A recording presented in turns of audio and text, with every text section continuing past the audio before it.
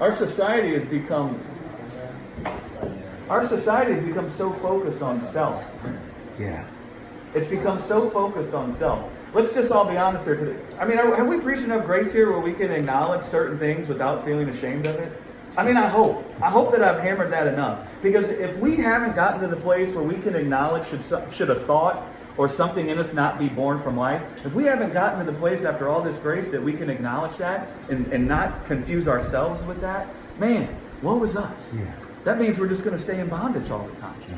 right? But even when we come to church, aren't we busy thinking about what we can get for ourselves? Absolutely. Yes. That's not to cause any shame or disparaging. And it's not to say there's something wrong with hearing the word. It's just to demonstrate the focus of all of our thoughts about everything. Most everything we conceive of or think to do is born from the foundation of self. If we look at the American church, what we've done with giving, we've turned giving into what we can get for self. We're going to give so we can get. It's the blessing of giving hasn't been described as the joy you'll feel because you're experiencing the generosity of God. The blessing of giving has been described in what you're going to get back. Self. Right? Mm-hmm. You bet. Right? So when we preach life so that we can experience life, it isn't just for ourselves. Do you see what I'm saying?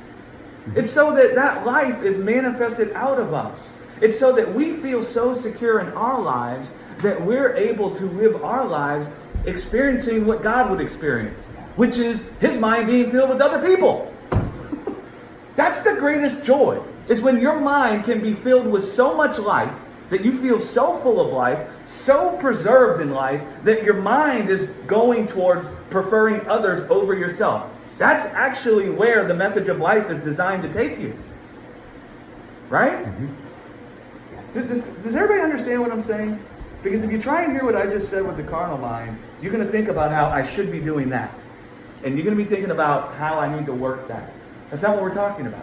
We're talking about where life will bring you.